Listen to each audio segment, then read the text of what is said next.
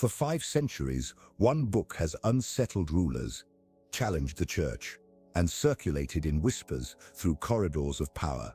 Condemned from pulpits, burned in city squares, yet secretly studied by kings, generals, and CEOs. This is no guide to kindness. It is no defense of morality. It is something far more potent, a manual for survival and victory. Niccolò Machiavelli's The Prince does not praise human nature. It reveals it. It does not offer justice. It offers endurance. Its words have shaped wars, toppled kingdoms, and built empires from Renaissance palaces to modern boardrooms.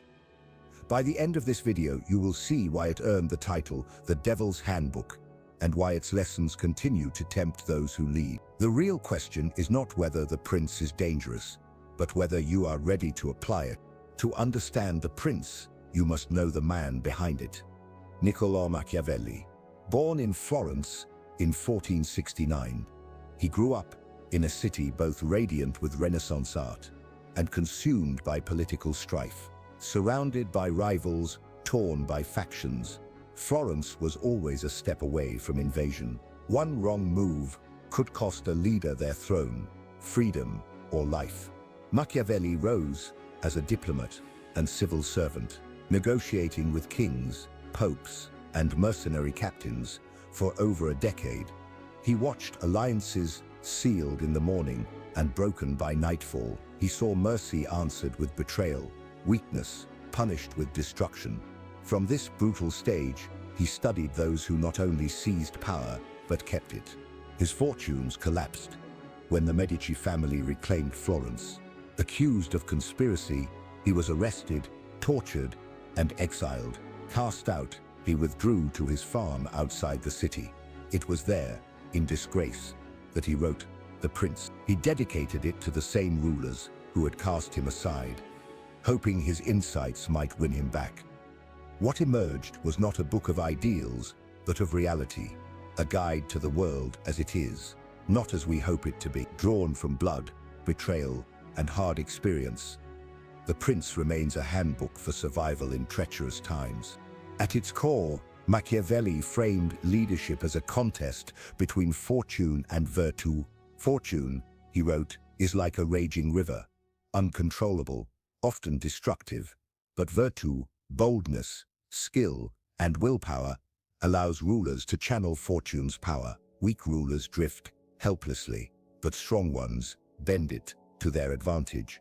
His example was Cesare Borgia, the Duke of Valentinois. Ruthless, yet charismatic, supported by his father Pope Alexander VI, Borgia carved out a state through diplomacy and violence. He placed loyal men in power, eliminated rivals, and used fear to enforce order. When one governor grew despised for cruelty, Borgia had him executed publicly, appearing merciful while tightening control. For Machiavelli, Borgia embodied the balance of ferocity and intelligence. Yet even the boldest must adapt, he warned. Fortune punishes hesitation. Power belongs to those who strike quickly. Opportunities rarely return. The lesson is clear. Fortune may open the door, but only virtù walks through. Once power is gained, another challenge follows: how to keep it. This leads to one of Machiavelli's most famous questions. Is it better for a ruler to be loved or feared? His answer was stark. If one cannot be both, it is safer to be feared. Love is fragile and conditional. People may adore a leader one day, abandon the next. Fear, however, is steady. It restrains betrayal and anchors loyalty when affection fades. Yet Machiavelli cautioned that fear must not become hatred. Hatred breeds rebellion and conspiracies. The key is respect without resentment, firmness without savagery. Borgia inspired fear, yet admiration, sustaining authority, as long as he balanced severity with strategy.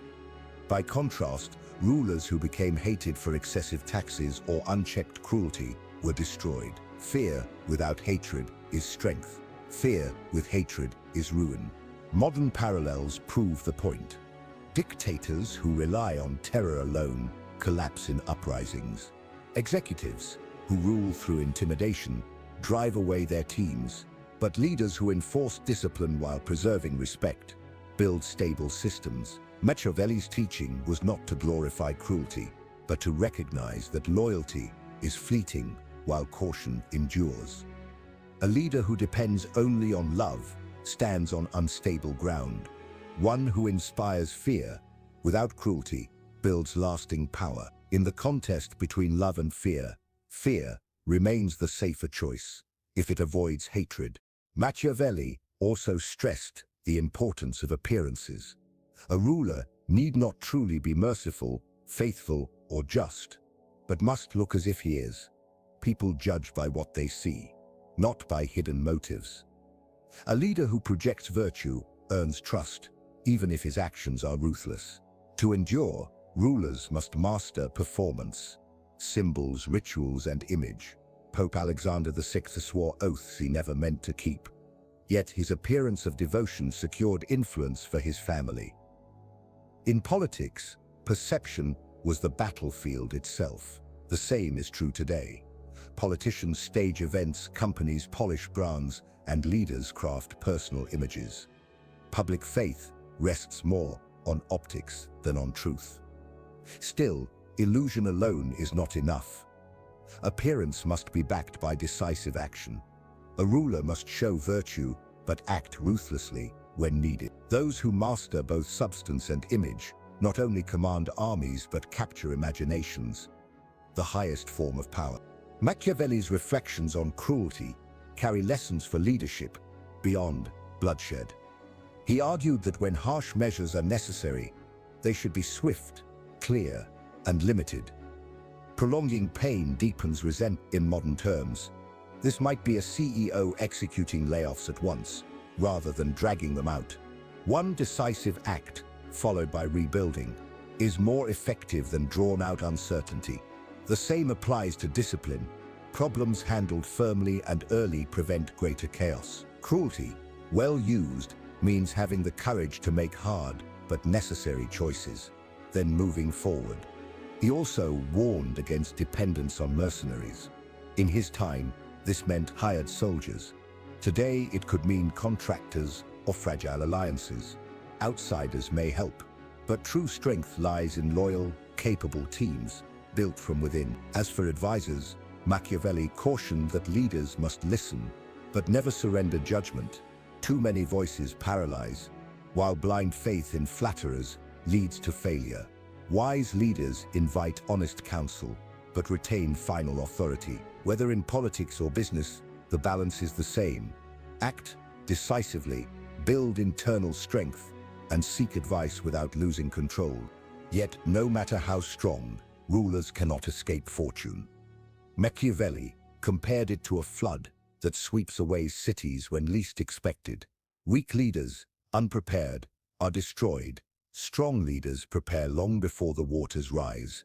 Fortune cannot be controlled, but it can be anticipated. For him, adaptability was the greatest strength. Those who cling to outdated methods collapse when the world changes. Success requires flexibility, boldness in some moments, caution in others. History confirms this. Kingdoms that resisted reform fell, while those that adapted endured. Even today, companies ignoring innovation vanish, while adaptable ones thrive. Fortune favors the bold, but only those who balance daring with calculation. Machiavelli called this true virtù, the sobering truth. No power is permanent. Only those who adapt survive the turning of fortune. Machiavelli never lived to see his work appreciated. During his lifetime, The Prince was dismissed, condemned, and branded heresy. Yet centuries later, it became one of the most influential political texts in history. His name itself turned into Machiavellian, often equated with manipulation and ruthless cunning. But his intent was more complex. He was not advocating evil for its own sake, but describing power stripped of illusions, stability, strength, and survival. He argued outweighed fragile ideals.